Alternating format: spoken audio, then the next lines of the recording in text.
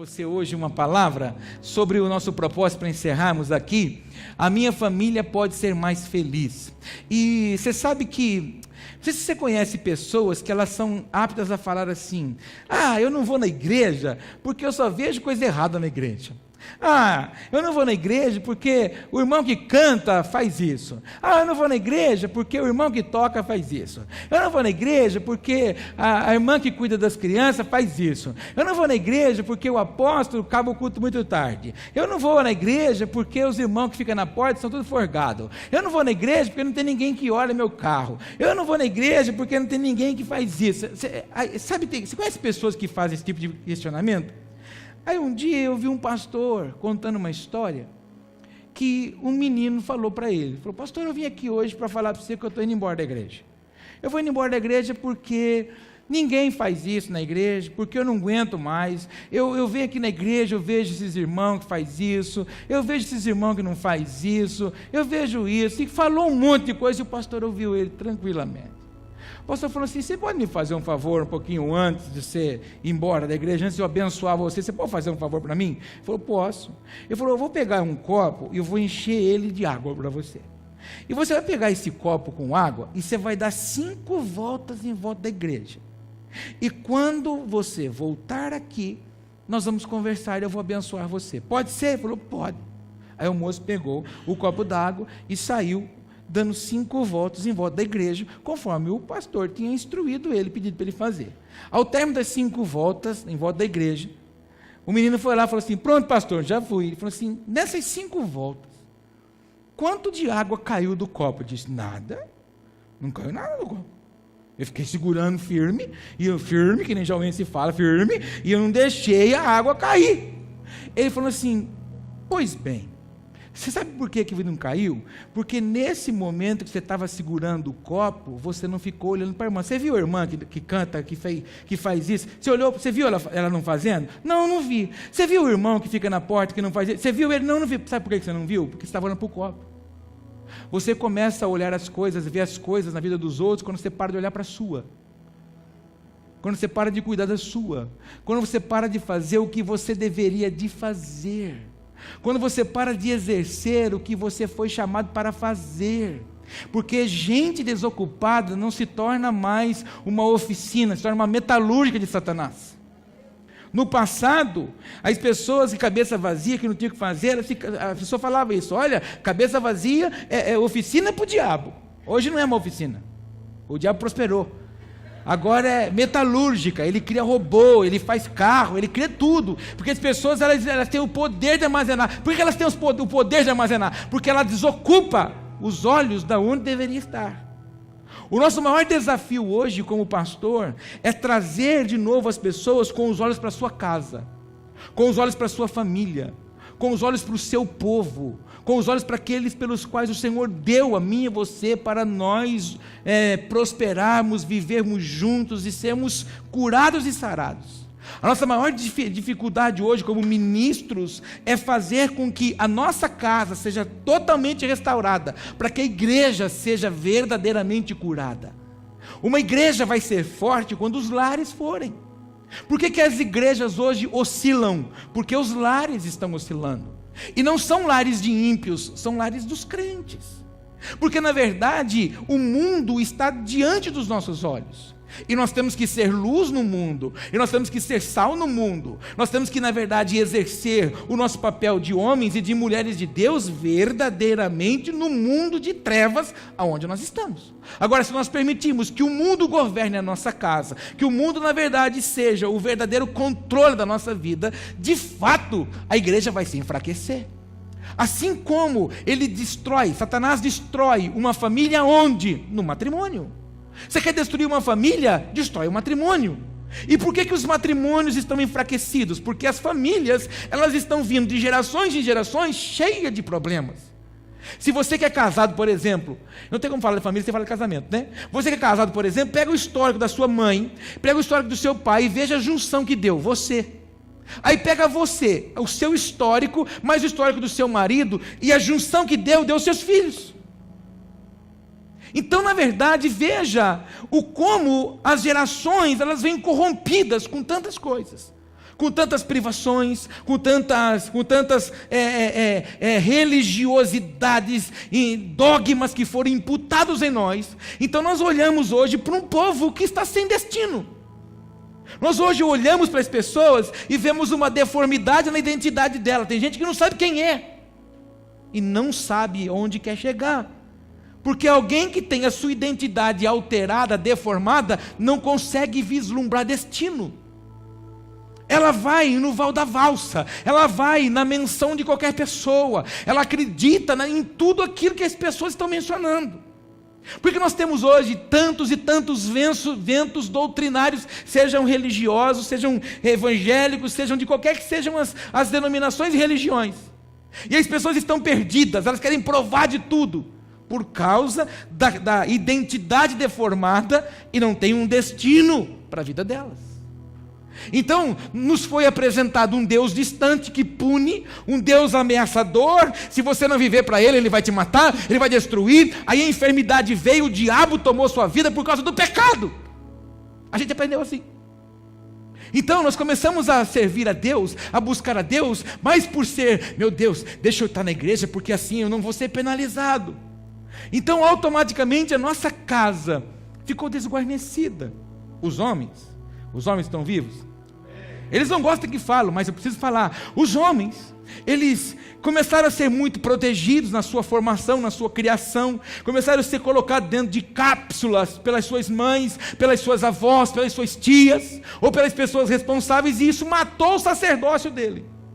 Aí quando ele se casa, ele não exerce sacerdócio, ele manda a mulher fazer as coisas. Então o que a mulher faz está bom, e o sacerdócio dele morreu.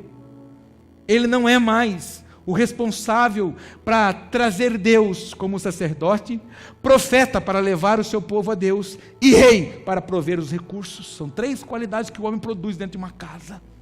Então veja como o nosso adversário trabalha minando situações para tornar as nossas famílias amargas.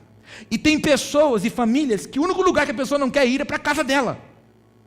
E perceba que a casa que Deus fez para Adão e Eva foi um jardim no Éden. A palavra Éden, você cansou de ouvir aqui. Eu já disse para você que significa lugar de delícias. Então, quando dá o seu horário no seu local de trabalho, ou dá o seu horário aonde você está, para você ir para casa, você tem que dizer: eu vou agora para o meu lugar de delícias. Eu vou para o lugar onde eu tenho paz. Eu vou para o lugar onde tem a bênção do Senhor. Eu vou para o lugar onde na verdade eu vou desfrutar de tudo do Senhor. E o que ele faz? Ele mina a vida da família para que não haja unidade, união. E a família que vive em desunião não tem a bênção ordenada como o Salmo 133. Veja você o desafio que nós temos hoje, como ministro do Evangelho, de trazer Cristo para o centro das pessoas, e automaticamente elas vão levar para suas casas, para suas famílias, vão fortalecer as suas famílias e vão trazer uma igreja forte. Por que a igreja tem que ficar fazendo ciclos de cura? A igreja tem que muitas vezes ficar ensinando as pessoas a se apoderarem da bênção, que na verdade elas são filhas de Deus. Como é que eu posso criar aqui uma campanha dos 7 passos para você ser vitorioso, se você é filho do Criador do céu e da terra? Eu queria pelo menos ouvir um amém. Tudo que Ele fez é para o louvor dEle, mas está disponível a mim e a você porque é herança. E aí nós temos que fazer campanha para levar as pessoas a compreender o que é de direito dela. Quando nós olhamos para o filho pródigo, a gente aprendeu isso na parábola, e nós olhamos para aquele que foi embora, chamamos ele de sem vergonha, abandonou, foi embora, largou o pai. Não, a tribulação não foi quem foi embora, a tribulação foi quem ficou. Porque quando o filho volta, o irmão volta, ele vê o pai fazendo banquete, botando um anel no dedo do filho, colocando uma veste nova sobre ele, e manda fazer o banquete para servir, porque aquele que já estava perdido voltou para casa. Ele se rebela. E ele vem falar para o pai: pois é, você nunca fez nada para mim, você nunca deu um anel, você nunca deu uma roupa, você nunca matou um cordeiro para fazer algo para a minha vida. O pai olha para ele e fala assim: filho, você sempre esteve em casa, tudo que é meu é seu. Por isso que eu digo que primogênito não é o primeiro. Primogênito é o que age primeiro, é o que faz primeiro, é o que cuida das coisas do pai. E se você foi resgatado, tomado pelo Senhor, recebeu o direito de chamá-lo de pai, é porque você é filho primogênito, você tem direito na porção que o Senhor tem para a sua vida. Então não se meta debaixo de um jugo que não é seu. Então não diga que Deus não te abençoa. Deus dá para você o que você tem capacidade de lidar. Conta isso para o teu irmão. Fala assim: Deus dá para você o que você pode administrar, o que você pode lidar. Fala assim para ele, para não se perder. Por exemplo, não vou usar pessoas. Faz de conta que esse aqui é o José, filho do Noé. E o José é crente. E aí o Senhor fala assim: bom, deixa eu prosperar muito, José. Mas o Senhor, antes de dar alguma coisa para mim, Ele faz o quê? Ele vai conhecer as nossas intenções.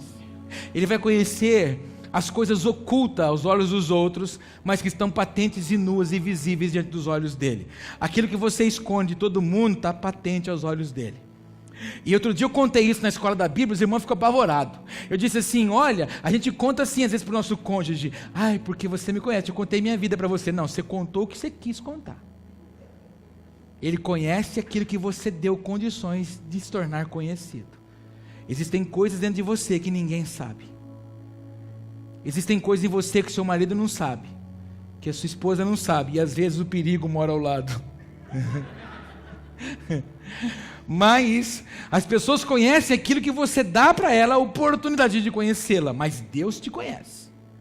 Deus conhece a intenção do seu pensamento. O que você está pensando em pensar, Deus já sabe. Então, por exemplo, esse José aqui, o filho do Noé, o Senhor sabe que se prosperar o Zé, conhecendo o que tem lá dentro do Zé, sabe que se der muito para o Zé vai sustentar 2 casas. Você entendeu o que eu falei? Ou você quer que eu seja claro? Ele vai trair a mulher dele. Ele vai arrumar outros filhos, porque Deus prosperou muito ele.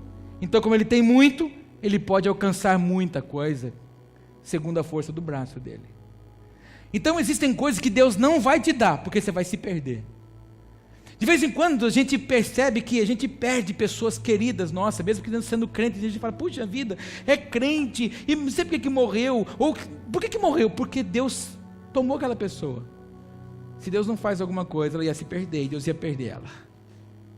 Então, Deus só pode dar para mim e para você o que nós temos capacidade de administrar, o que nós somos capazes de responder a Ele, porque tudo que Deus fala, Ele espera uma resposta sua. Fala isso para o teu irmão: tudo que Deus fala para você, Ele espera uma resposta sua. Então, por exemplo, a sua casa é bênção do Senhor. Diga: minha casa é uma bênção. Mas de vez em quando não é isso que você fala. Não aguento mais esse lugar, não sei porque casei, nem porque arrumei essa fiarada. Se eu soubesse que esse negócio fosse ficar desse jeito depois dos anos, eu não tinha casado com essa praga. Mas você sabe que a Bíblia diz que a sua família é bênção, é herança do Senhor. Só que a sua boca fala o que você não quer viver.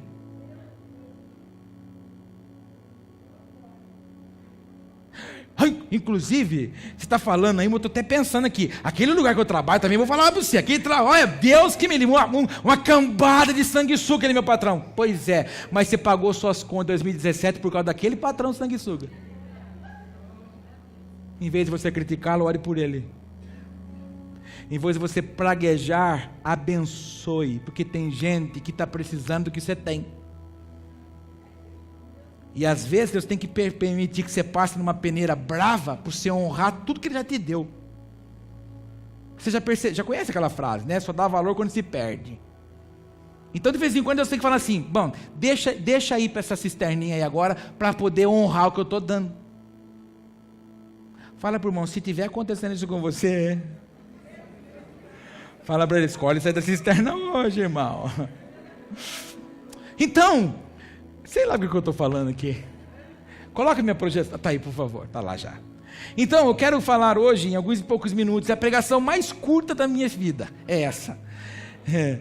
Minha família pode ser mais feliz. É a terceira ministração. A pastora Elane abriu essa primeira ministração no dia 7, 8 no dia 7 de outubro, foi 7? Foi feriado? Foi, no dia 7, isso mesmo, e aí depois eu fiz a segunda, aí nós falamos sobre sinais, né, da festa de Yom Teruah, e hoje nós vamos falar da terceira. Então eu tomei como base um dos salmos mais lindos da Bíblia, que é o Salmo 128, que está falando sobre nossa família, está falando da nossa posição em Deus. E o texto diz assim, Salmo 128, versículo 1, diz: bem-aventurado aquele que teme ao Senhor e anda nos seus caminhos. Olha o que acontece com aquele homem, com aquela mulher que teme o Senhor e anda nos caminhos.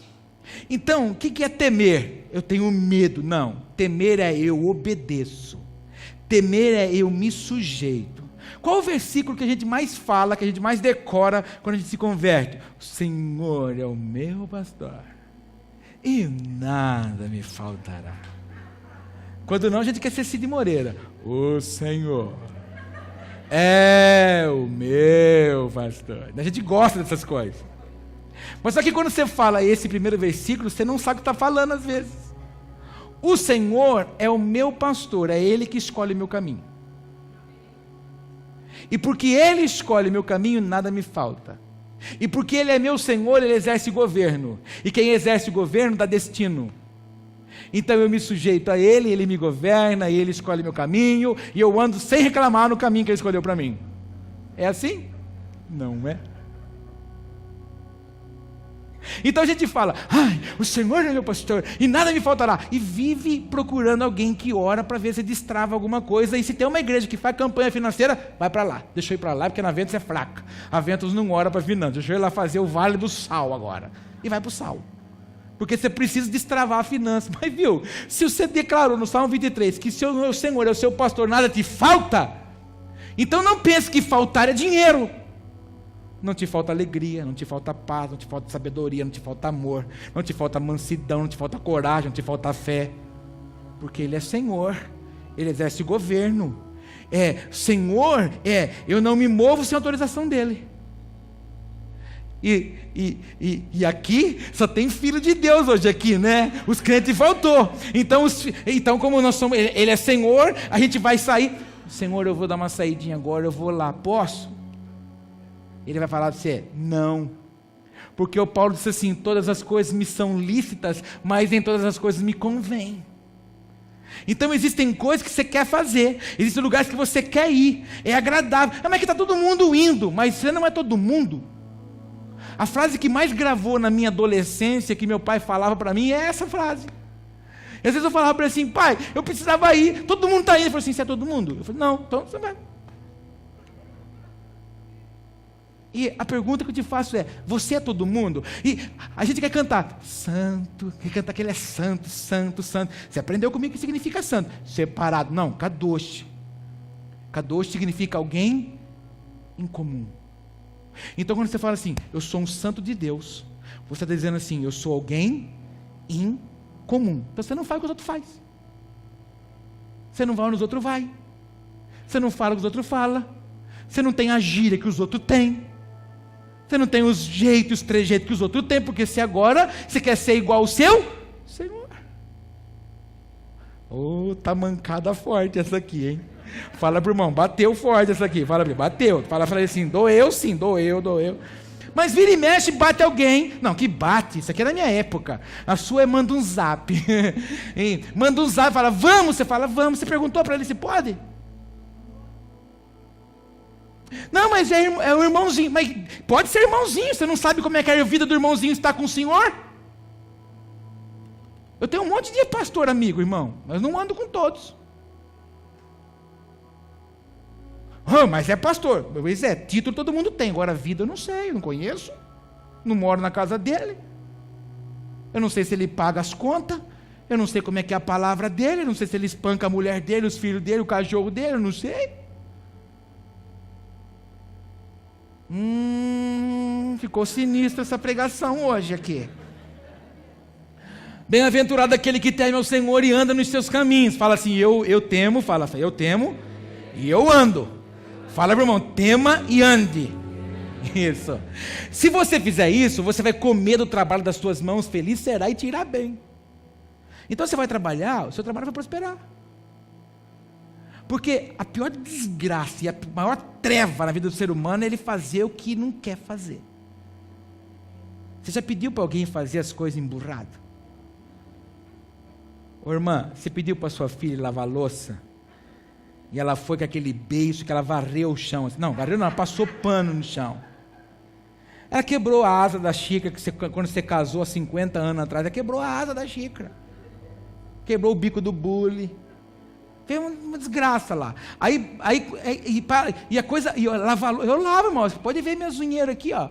Eu lavo louça, eu amo lavar louça. E o bonito da louça é quando você acaba de lavar, você cata a sujeirinha do ralinho, joga assim no saquinho para pôr no lixo e passa o pano para secar, porque a pia fica sequinha. Agora, você quer ver aquela pessoa que foi lavar com raiva, ela larga a bucha lá dentro, um monte de espuma, aquela sujeira no negócio. Eu fico apavorado quando eu vejo aquilo. Me dá um negócio. E a pior coisa é você pedir para alguém fazer as coisas que ela não está com vontade. Você faz isso para mim? Já olha com pouco caso. Então eu fico maluco. Eu fico imaginando Deus amado. Outro dia eu sentei aqui e falei, vamos conversar um pouco. Ele falou, fala. Eu falei assim, eu queria ser o seu um pouquinho só, uns 10 minutos. Ele falou assim, eu não posso dar isso para você. Se eu der, você faz desgraça. Porque o que eu perdoo, você acusa. Porque eu ensino, você critica. Eu disse, tá bom, chega o papo, não fala mais nada comigo, ok. Mas na verdade, Deus tem um olhar manso, perdoador, formador, né? Ele quer formar o caráter dele em nós. Ele insiste, ele não nos abandona. Mas a gente tem essa facilidade de abandonar as coisas rapidamente. Não sei se você já foi fazer. Hoje, irmãos, eu vim aqui de manhã, eu tive que fazer uma reunião, eu tive que sair caçando documento, umas coisas que eu falei, meu Deus, alterou toda a minha programação. Mas bendito é o Senhor. A gente tem que aprender a glorificar o Senhor nas coisas que fogem ao controle. Mas a gente só quer glorificar o Senhor naquilo que nos faz bem. Todos comigo? Deixa eu correr, que a minha pregação menor de todas é essa. Se não está indo bem alguma coisa, significa que você não está fazendo alguma coisa certa. A tua mulher será como uma videira frutífera. O que é videira? A videira dá uva. E uva é símbolo de alegria. Então, o salmista falando assim, olha, a sua mulher vai só dar alegria para você. Porque a Bíblia diz que é melhor morar numa casa com goteira do que numa casa com uma mulher rixosa. Você que é rixosa? Aquelas motos Yamaha 2 tempos. Deus que me defenda. Agora, casa com goteira, você imagina uma goteira batendo na lata, tum, tum, tum, não tormenta? Mas o Salomão diz que é melhor você morar numa casa que tem goteira do que com uma mulher assim. Então ele está falando assim, olha, se você temer, se você obedecer, a sua mulher vai ser como uma videira frutífera lá da tua casa, os teus filhos serão como plantas de oliveira. Oliveira é azeitona, então é símbolo da unção, símbolo da presença pura. Eles não vão ser problema, eles não vão ser tribulação, eles vão ser honra. Até porque filho é ministério. Esse moço aqui, ele está feliz da vida que ele vai ser pai. Só que ele ficou assustado que essa semana a Luciana já foi fazer exame, teve que comprar remédio. Eu falei assim, nossa, mas já? Aí o pessoal do louvor aqui perguntou para a Sandra, que aqui tinha a filha mais velha aqui, falou assim, Sandra, você está gastando R$100 por mês com a Amanda? Ela falou assim, R$100 por mês? Filho é um gasto eterno, vai ser sempre filho, é ministério. E sabe o que significa ministério? Renúncia. Você tira da sua para dar para Ele. Você não compra para você, para comprar para Ele. Você não fez algo na sua vida para fazer na vida dele. Você não andou de bicicletinha, mas tu estica ele com 4. Versículo 4. Eis que assim será abençoado o homem que teme o Senhor. Olha lá como é fácil ser abençoado. O Senhor te abençoará desde Sião, e tu verás o bem de Jerusalém em todos os dias da tua vida, e verás os filhos de teus filhos, e a paz sobre Israel. O versículo é lindo, mas eu usei ele para falar isso com você, o que eu já venho falando desde quando comecei a pregar. O que mais a gente ouve hoje em dia? Isso. Eu tenho tanta coisa urgente para fazer, que não sobra mais tempo para minha família. Eu vou perguntar uma coisa para você aqui, ó, que eu perguntei lá no culto de casais nesse mês. Quanto tempo faz que vocês não comem na mesma mesa? E quanto tempo faz que vocês não tomam café juntos? Família. Ah, mas não dá, é por causa. Você pode ver que a nossa reação é sempre justificar o que tem que fazer. E nunca para assim, bom, eu vou mudar aqui para poder fazer. A gente logo levanta o mecanismo de defesa para se esconder, para na verdade justificar, e quem se justifica não quer se arrepender. Você já conversou com pessoas que tudo que você vai falar com ela tem uma justificativa? Olá. Pergunta para o irmão, você conhece pessoa que só se justifica? Imagina, apóstolo. Imagina. Não é aqui não, é assim, ó. A gente faz muito isso nos cultos, mas é assim. Sou idiota, inchada, é para mim. Então a gente tem essa mania de justificar. Lá na minha casa a gente adotou isso. Então de vez em quando eu falo alguma coisa para os meus filhos lá, aí um está dando não, eu falei, opa, já sei, quem justifica não quer se arrepender. Mas quem fica justificando não quer mudar. Você já conversou com alguém, por exemplo, e você falou assim, sabe fazer isso aqui? Sei. Então faz, e ele não faz, porque não sabe, ela não quis aprender. Ela não quis ceder o orgulho que estava dentro dela. Então, a gente está correndo demais, e você pode ver que a gente criou essa palavra, ó, é urgente. Eu mesmo, eu estou cansado de receber, cansado não, Deus me levantou para isso, né? Mas eu recebo muita mensagem assim, eu preciso de uma palavra urgente, eu preciso de um horário urgente, eu preciso urgente, criatura. Então, o que é urgente? Fala para o teu irmão, o que é urgente, irmão? Urgente é isso aqui, ó.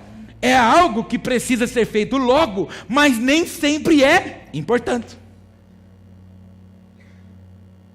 E às vezes você coloca na sua casa, no seu relacionamento, com Deus também. Não, eu preciso visitar o meu parente urgente. É importante? Não, ele pode ser depois. Então não mata os seus compromissos com Deus, que é importante. E depois você organiza o que você julga ser urgente. E o que é importante? Importante é isso aqui, ó. É algo que até pode esperar, mas não pode deixar de ser feito. Aí, para você entender mais, eu peguei um exemplo didático. Amém? Você viu o que é aquilo lá, né? Um dentinho, né? Você vai falar de hálito, apóstolo? Não, pula.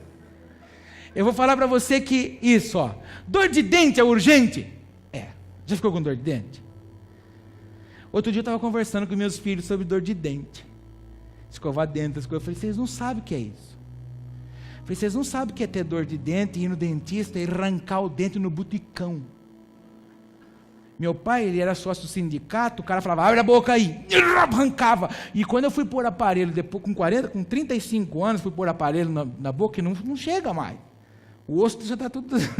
Eu fui pôr, o dentista falou assim, mas esses buracos aqui, quem que arrancou esses dentes? Eu falei, é um abençoado aí, o cara arrancou. Hoje não, os nossos filhos a gente já leva cedinho para passar flúor, para proteger. Não coma isso, filho, porque tem coisa. Na nossa época, santo Deus, na minha época, irmãos, o doce que minha mãe fazia para nós, sabe o que eu era? Que eu mais amava? Era puxa-puxa. Sabe o que é puxa-puxa?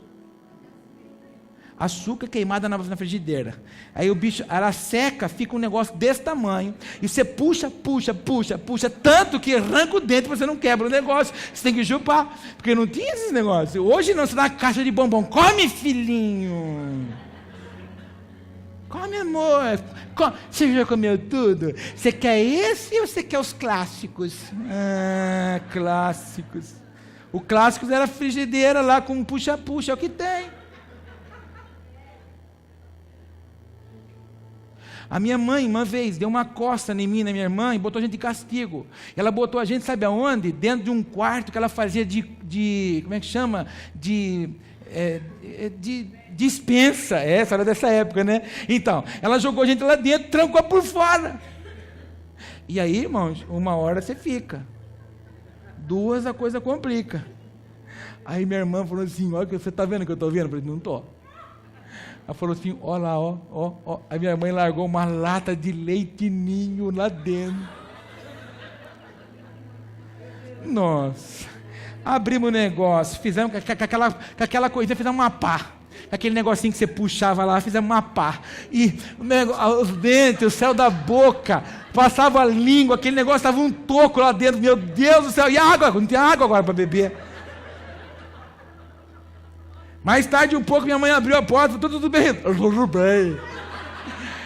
O céu da boca estava colado na língua, você não conseguia nem falar, se beber água não passava. Você está rindo porque não era você que estava lá. Mas hoje não, irmão. Hoje né? Olha o que o dente fez, irmão.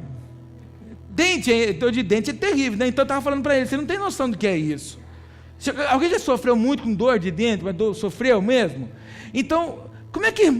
É urgente? É urgente. Mas o que é importante? A prevenção. Então veja só. Por não fazermos o que é importante, a nossa vida se tornou urgente. Por não cuidarmos de coisas importantes na nossa casa, na nossa família, estamos correndo a apagar incêndio. A casa vive em crise, vive em desespero, coisas urgentes, vive em situações adversas, coisas urgentes, por causa das coisas importantes. Não se esqueça disso, ó. O que é urgente vem de fora. O que é importante é de dentro. E cuidado, porque muitas vezes você quer abraçar o mundo e você corre atrás de tantas coisas que é urgente dos outros e abandona o importante que é seu. Às vezes você está mais envolvido com as coisas na vida dos outros, da casa dos outros, e a sua está em ruínas. Você está tão preocupado com o urgente da vida do Joaquim, da Catarina, da Tibúrcia, está correndo atrás tanto desse povo que a sua casa, não, aguenta aí, não, na sua casa não aguenta mais, a sua casa precisa de tempo importante ali dentro. Então, foi por isso que eu coloquei, não há tarefa urgente que justifique a negligência para o que é importante. Então, por exemplo, como que nós vamos pegar o Salmo 128 para ser uma verdade para nós?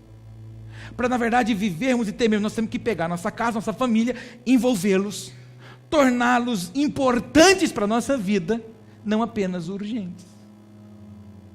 Quanto tempo faz que vocês não saem como família? Mas também, né? Você não está vendo a crise que está. Mas também o problema nosso é que a gente só quer comer quando vai sair. Sair não é comer, irmão, sair é dar risada. Então, mas o crente quer comer só. Mas sair não é comida, sair é rir, é elogiar. Sabe, lá em casa, por causa da nossa vida ministerial, a gente tem uma vida muito regrada em horário.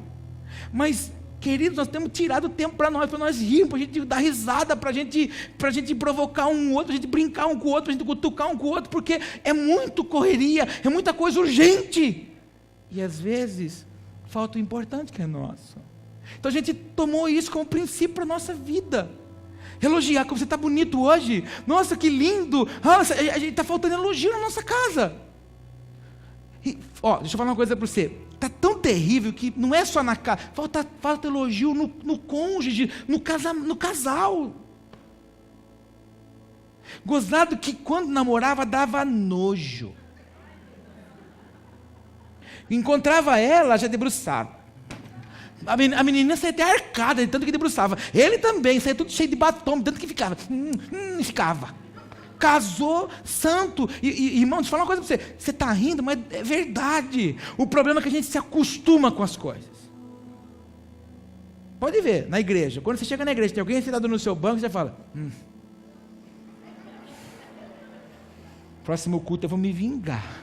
Vou chegar mais cedo. A gente se acostuma, a gente acha que é nosso. Então a gente acredita que, agora eu casei, aleluia. Não, que você casou, aleluia, o quê? O casamento vou tornar alguém feliz, e isso é para sempre. Quando eu me casei, eu disse assim para a Márcia, eu te recebo como minha mulher, eu vou fazer para você o que seu pai não faz. Eu vou dar para você o que seu pai não deu. Eu vou realizar na sua vida o que seu pai não realizou. É isso que um homem faz na vida da mulher. Uau! Então, a gente precisa entender, e na nossa vida é a mesma coisa. A nossa casa é assim mesmo. Os nossos filhos, eles precisam ser disciplinados? Precisam. Eles têm que ser corrigidos? Precisam ser corrigidos. Eles têm que ser cobrados? Precisam, mas eles também têm que ser elogiados. Fez alguma coisa que vale a pena e que realmente você... Não, eu vou te honrar. Dê alguma coisa, honre, tem que fazer isso. Conte comigo.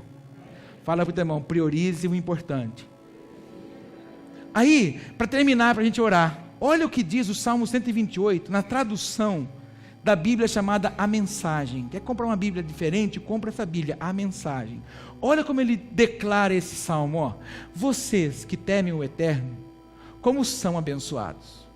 Podem andar alegremente em seu caminho reto. Vocês trabalham duro e merecem tudo o que receberam. Aproveitem a bênção. Celebrem a bondade. A sua mulher gerará filhos como a vinha produz uvas. Seu lar será próspero. Os filhos em volta da mesa saudáveis e promissores como brotos de oliveira. Versículo 4. Pasmem diante do sim de Deus. Oh, como Ele abençoa os que temem o Eterno. Aproveite a vida próspera de Jerusalém a cada dia da sua vida. E aproveite também os seus netos. Paz sobre Israel. Esse salmo, nessa versão, está declarado de uma forma alegre, de uma forma prazerosa. Eu quero te encorajar hoje a tornar a sua casa um lugar mais agradável, a começar por você. Não cobre dos outros o que você não faz. Não adianta eu querer que a profetisa mais seja mais alegre se eu não for. Não adianta nada que eu queira que ela faça se eu não fizer. Você quer receber alguma coisa de alguém? Faz primeiro. Jesus ganhou você, porque Ele foi na cruz por você e por mim. O problema nosso é que a gente cobra muito e faz pouco. E cobra sim. Você quer mudar a sua casa? Mude você. Pegue o cenário do copo.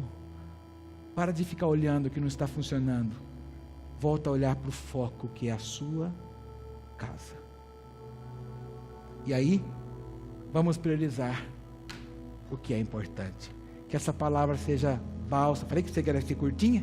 Seja bálsamo para a sua vida, em nome de Jesus. Você recebe ela? Fiquemos em pé.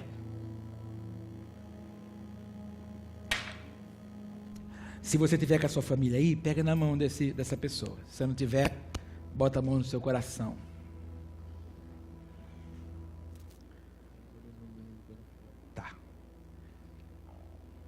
Apóstolo, mas não é, sabe? É que eu não sabia que o Zé aqui, ó, ele era tão diferente de mim.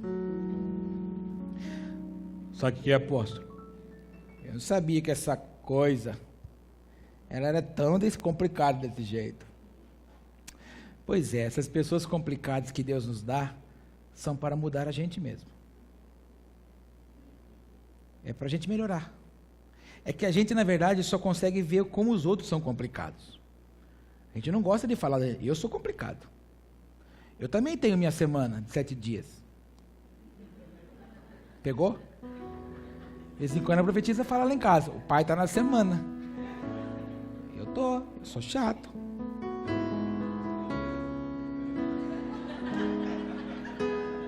Tá vendo? Tem testemunha ainda. Eu sou. Agora, não adianta eu querer. Ela tem que... Não, eu também sou chato. E ela me tolera. Na semana que eu estou chato, ela sabe como me lidar comigo. Ela sabe que se ela me cobrar alguma coisa verbal, eu vou pegar ar. Então ela escreve, só para você não esquecer. Essa semana tem que fazer isso, isso, isso, isso. Ela põe um papelzinho onde eu boto minha carteira. Aí eu já pego lá e falo assim, ok. Eu já saio manso. Porque ela sabe, ela mapeou. E eu também sei a semana dela. Então eu sei que eu também tenho que... Então eu sei como é que eu costuro o negócio. Então não adianta a gente querer coisas na nossa casa, colher coisas da nossa casa, se não tiver saldo. Não tem como ir no banco lá, pagar ou passar o cartão, já sacar, se não depositou, não tem. E a gente quer sacar da família, quer sacar do cônjuge, quer sacar dos filhos o que não tem depositado. Nunca se esqueça isso. O seu filho, os seus filhos, a sua casa, ela não vai fazer o que você fala. Ela vai fazer o que vê você fazer. Não cobre os seus filhos para pegar a Bíblia se você não pega. Não lê a Bíblia hoje, menino, se você não lê. Não vai orar hoje, mas se ele não viu você orar. Lá em casa, quando eles vão orar na hora do café, eles começam: Senhor, Pai, em nome de Jesus, olha, Senhor, abençoe esse dia, abençoe esses alimentos, as mãos que fizeram. Aí você fala, é uma cópia, eles fazem a oração que a gente faz. Mas lógico, eles têm um modelo para eles. Então pega na mão da pessoa, se tiver alguém da sua família aí, fala, eu te amo desse jeito, hein? Fala, nossa casa vai ser mais feliz. Se não tiver ninguém, você vai falar para você mesmo, você vai eternizar isso na sua casa. Amém?